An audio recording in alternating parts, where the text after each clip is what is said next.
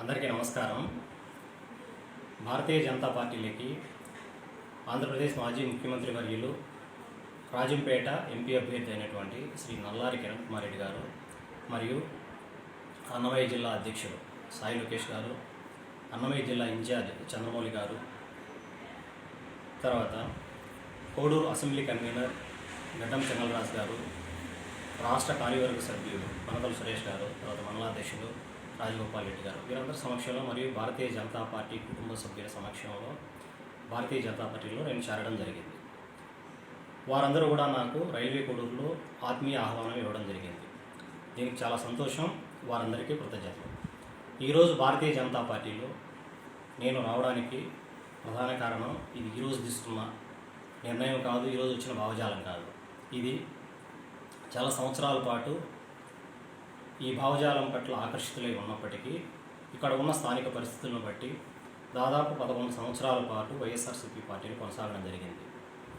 ఈ రోజున భారతీయ జనతా పార్టీలోకి రావడానికి గల ప్రథమ కారణం, ఈ పార్టీలో భారతీయ జనతా పార్టీ కొన్ని దశాబ్దాల పాటు ఒక సిద్ధాంతం కోసం నిలబడిన పార్టీ,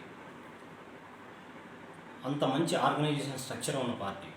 కాబట్టి ఈ పార్టీలో విద్యావంతులు, మేధావులు, ఒక ఉన్నత ఆశయాలతో వచ్చే వాళ్ళకి వారి ప్రతిభ చూపించడానికి, దేశ సేవ చేయడానికి, 10 మందికి సమాజ సేవ చేయడానికి ఒక మంచి అవకాశం ఉంది. ఆ వెసులుబాటు ఉంది కాబట్టి ఈ పార్టీ పట్ల నేను ఆకర్షితున్నై ఈ పార్టీలో చేరడం జరిగింది. రెండవది, ఈ పార్టీలో నాయకులు కూడా హేమీలు దేశ సేవ కోసం ప్రాణత్యాగం చేసిన వారు కూడా ఉన్నారు. వారు ఏ సిద్ధాంతాలు అయితే ఏర్పాటు చేసినారో ఆ సిద్ధాంతాలను ఇప్పటికీ కొనసాగిస్తున్నారు. 1951లో భారతీయ జనసంఘ్ని ఏర్పాటు చేసిన శ్యామ్ ప్రసాద్ ముఖర్జీ గారు, పండిట్ దీన్ దయాళ్ ఉపాధ్యాయ గారు, వీరందరూ కూడా పార్టీ కోసం, సిద్ధాంతాల కోసం, దేశం కోసం ప్రాణత్యాగాలు కూడా చేశారు. వీరు శ్యామ్ ప్రసాద్ ముఖర్జీ గారు అయితే ఆర్టికల్ 370ని తొలగించాలని చెప్పి జమ్మూ అండ్ కాశ్మీర్లో ఆయన జైలు పాలయ్యి మరణించడం జరిగింది, అంటే ప్రాణత్యాగం చేశారు. ఆ ఆర్టికల్ 370 వల్ల, ఆర్టికల్ 370 దేశానికి ఎంత అనర్థదాయకం అంటే, జమ్మూ అండ్ కాశ్మీర్లో ఏ ఒక్క భారతీయుడు కూడా ప్రశాంతంగా ఉండలేని పరిస్థితి. అది హిందూ కావచ్చు, ముస్లిం కావచ్చు. అక్కడ ఉండే యువతని ఆర్టికల్ 370ని ఆధారంగా చేసుకొని పాకిస్తాన్ వాళ్ళు రెచ్చగొట్టడం, వాళ్ళు చొరబాటుదారులుగా వచ్చి అక్కడ అశాంతిని రేపటి, టెర్రరిజం పెంపొందించి దేశానికి ఎంతో ఆర్థిక నష్టం, సైన్యాన్ని దాని మీద కేటాయించడం, మన వీర సైనికులు ఎంతోమంది ప్రాణత్యాగాలు చేయడం, ఇలా చాలా నష్టాలు జరిగినాయి. ఒక చిన్న తప్పిదం, ఒక ఆర్టికల్ 370 ద్వారా ఒక ప్రత్యేక ప్రతిపత్తి ఇచ్చిన దానివల్ల జమ్మూ అండ్ కాశ్మీర్కి అంత నష్టం జరిగింది. ఆ నష్టాన్ని ముందుగానే ఊహించిన శ్యామ్ ప్రసాద్ ముఖర్జీ గారు ఆ రోజుల్లోనే 1953లోనే దానిపైన ధర్నాలు చేసి, ఉద్యమాలు చేసి ఆయన జైలు పాలయ్యి వీరమరణం చెందారు. అటువంటి ఆర్టికల్ 370ని నరేంద్ర మోడీ గారు ఇప్పుడు రద్దు చేయగలిగినారు. రద్దు చేయగలగడం కూడా ఎంత సునాయాసంగా జరిగిందంటే అంత సునాయాసంగా జరిగింది. అది ఆయన సమర్థతకు తర్కాణం. ఈ ఆర్టికల్ 370 రద్దు వల్ల కొన్ని కోట్ల రూపాయలు దేశానికి ఆదాయం. రెండవది, అంత టెర్రరిజం ఏరియాగా ఉన్న ప్రాంతం ఈరోజు టూరిజం ఏరియాగా తయారైపోయింది. మూడవది, అక్కడున్న యువత, ముస్లిం కావచ్చు, హిందువులు కావచ్చు, అక్కడున్న యువతకి ఉపాధి అవకాశాలు మెరుగుపడ్డాయి. వారి జీవన విధానంలో శాంతి అనేది వచ్చింది, టెర్రరిజం పోయి శాంతి అనేది వచ్చింది. సో ఆర్టికల్ 370 ఒకటి, తర్వాత ట్రిపుల్ తలాక్, తర్వాత అయోధ్య సమస్య. ఈ అయోధ్య సమస్య ఒక హిందువుల సమస్య కాదు, ఒక ముస్లిం సమస్య కాదు, ఇది దేశ సమస్య. ఎందుకంటే దాదాపు శతాబ్దాలుగా ఈ సమస్య ఒక 2 మతాల మధ్య ఒక చిచ్చులాగా ఉంది. ఇటువంటి చిచ్చును శ్రీ నరేంద్ర మోడీ గారు అంత సునాయాసంగా దాన్ని సామరస్యంగా తీర్చగలిగినారు.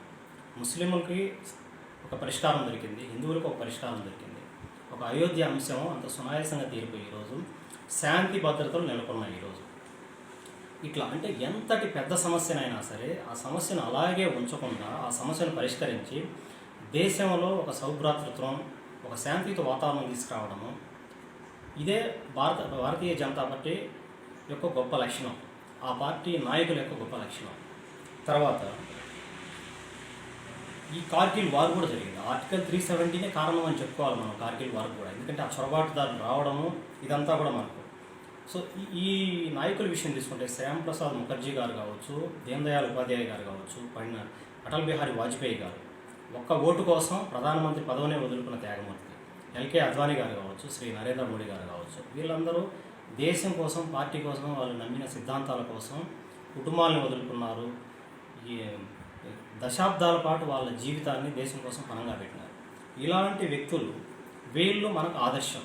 అంతేగాని కనీసం ఎమ్మెల్యే కూడా కాలేరు ఈ అధికారాన్ని అడ్డం పెట్టుకొని కోట్ల రూపాయలు సంపాదించడం. ఎమ్మెల్యే అయితే ఎంత, మినిస్టర్ అయితే ఎంత అంటే 5. రాజకీయాల్లోకి ఏ నాయకుడు వచ్చినా సరే, ఏ పార్టీ అయినా, ఏ నాయకుడు అయినా సరే వచ్చినప్పుడు సమాజంలో మంచి చేయాలని, మంచి పేరు ప్రతిష్టలు తెచ్చుకోవాలనే ఉద్దేశంతోనే వస్తారు. కానీ వచ్చిన తర్వాత ఈ రాజకీయాల్లో గెలుపు కోసం గెలుపు గుర్రాల్లాగా తయారయ్యి విలువలను పక్కనకి పెట్టి గెలవాలి మనం. ఈ గెలిపే ఉద్దేశంగా తయారైనప్పుడు ఇట్లాంటివన్నీ డబ్బులు ఎలా సంపాదించాలా, దౌర్జన్యం ఎట్లా చేయాలా, ఈ దుర్మార్గాలు ఎట్లా చేయాలా, ఈ ఒరవడిలో కొట్టుకుపోతున్నారు అందరూ. కానీ ఆ ఒరవడిని నియంత్రించి, ఆ ఒరవడిని తట్టుకొని సిద్ధాంతాల కోసం నిలబడిన పార్టీ భారతీయ జనతా పార్టీ. ఆ పార్టీలోని నాయకులు తార్కాణం అందుకు.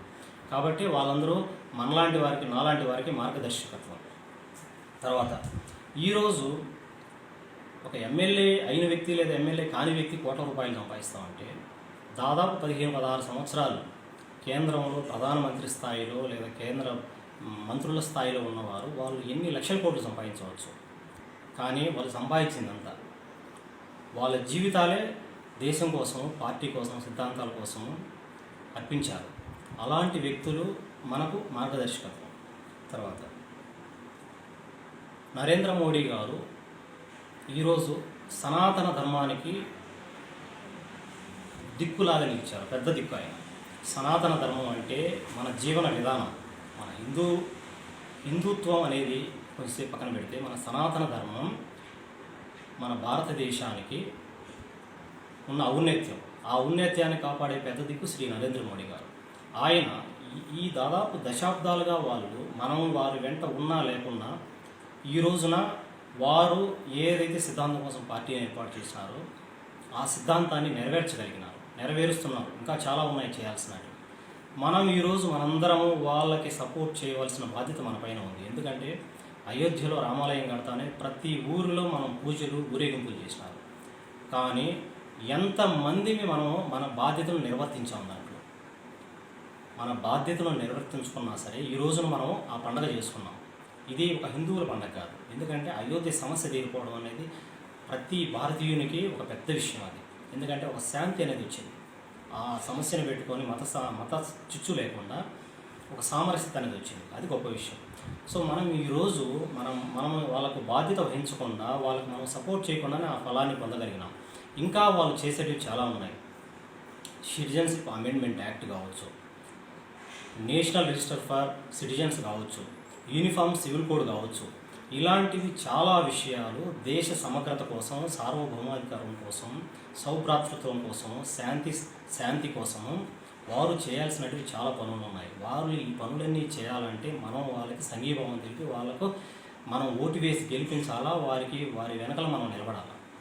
ఇది చేస్తేనే వాళ్ళు అవన్నీ చేయగలరు. అవన్నీ చేస్తేనే భారతదేశం ప్రపంచ దేశాల ముందు గర్వంగా ఈరోజు నిలబడినట్టు ఇంకా గర్వంగా నిలబడగలదు. ఇది కొన్ని శతాబ్దాల పాటు కొనసాగుతుంది. ఈ రోజున ప్రపంచ దేశాల్లో మనం ఒక అనామక దేశంలాగా కాకుండా అగ్రదేశంలాగా మనం నిలబడగలిగే స్థాయికి వచ్చినామంటే అది భారతీయ జనతా పార్టీ, శ్రీ నరేంద్ర మోడీ గారు తీసుకున్న ఒక సాహసోపేతమైన నిర్ణయాల వల్ల. గతంలో మిగతా నాయకులు, అది శ్యామ్ ప్రసాద్ ముఖర్జీ గారు కావచ్చు, దీన్ దయాళ్ ఉపాధ్యాయ గారు, బీజేఎస్ సిద్ధాంతకర్త అంటే భారతీయ జనతా పార్టీ సిద్ధాంతకర్త గారు కావచ్చు, వాజ్పేయి గారు కావచ్చు, ఎల్కే అద్వానీ గారు కావచ్చు, వీరందరూ చూపిన చొరవ ఈరోజు వారు అధికారంలోకి రావడం, మంచి మెజారిటీ లభించడంతో ఎన్నో మంచి విషయాలు, గొప్ప విషయాలు చేస్తున్నారు. కానీ వాళ్ళు అవినీతి ఏం చేశారు, ఎన్ని కోట్లు సంపాదించారంటే ఈ రోజున్న రాజకీయ నాయకులకి వీళ్ళు ఆనిముత్యాలు. తర్వాత ఇంకో ముఖ్యమైన విషయం ఏంటంటే భారతీయ జనతా పార్టీ అభివృద్ధి, సంక్షేమం ఇచ్చారు. ఈరోజు ఇంటింటికి రేషన్ బియ్యం అందుతున్నాయంటే కరోనా టైంలో 2 సార్లు ఇచ్చారు బియ్యం. ఒకే నెలలో 2 బియ్యం. ఒకటి రాష్ట్ర ప్రభుత్వం తరపున, ఒకటి రెండోది కేంద్ర ప్రభుత్వం. కానీ 2 కూడా ఇస్తున్నది కేంద్ర ప్రభుత్వమే, ఉచితంగా ఇస్తున్నది. ఇది సంక్షేమం ద్వారా జరుగుతున్నది. ఇక తర్వాత హాస్పిటల్స్, ఇవన్నీ చాలా ఉన్నాయి. అభివృద్ధి దగ్గరకు వస్తే రాష్ట్రాలు సంక్షేమం అని చెప్పి అభివృద్ధిని పక్కన పెడుతూ ఉంటే కేంద్రంలో సంక్షేమం చేస్తూనే అభివృద్ధి, ఇప్పుడు విమానాశ్రయాలు ఎన్ని వచ్చాయి, నౌకాశ్రయాలు ఎన్ని వచ్చాయి, రైల్వే స్టేషన్లు ఎన్ని వచ్చాయి, కొత్తగా రైల్వే లైన్లు ఎన్ని కొత్తగా వేశారు, ఎన్ని కిలోమీటర్లు పెంచారు, తర్వాత ఎన్ని వసతుల కల్పన ఎంత పెరిగింది, తర్వాత రోడ్లు, నేషనల్ హైవేస్ ఎన్ని కొత్తగా వచ్చినాయి. అసలు అష్టచతుర్భుజాన్ని స్టార్ట్ చేసిన వాజ్పేయి కాదు. ఈ రోడ్ల అనుసంధానం, ఈ రోడ్లు 4 లేన్ రోడ్లు, 6 లేన్ రోడ్లు వేయడం వల్ల మన ప్రయాణాలు, మనం వారం రోజులు చేసే ప్రయాణం, వారం రోజులు చేసే పని ఈరోజు 2-3 రోజుల్లో మనం చేసుకునే పరిస్థితి వచ్చింది. అంటే మన ఉత్పాదక శక్తి అంత పెరుగుతుంది. అంటే మన మానవ గంటలు అన్నీ తగ్గుతున్నాయి. అంటే ఇన్ని రకాలుగా మనం ఉపయోగపడింది. తర్వాత ఈరోజు ఇన్ని కారణాల చేత మనము భారతీయ జనతా పార్టీకి, శ్రీ నరేంద్ర మోడీ గారికి, వారి నాయకత్వానికి మనందరం బాసటగా నిలవాల్సిన సమయం ఆసన్నమైంది. ఇప్పుడు మనం చేసే పని ఈ అభివృద్ధిలో కానీ చారిత్రాత్మక నిర్ణయాల్లో కానీ మనం గర్వంగా మేము కూడా దీంట్లో భాగస్వామ్యం చెప్పుకునే ఒక అవకాశం ఉంది.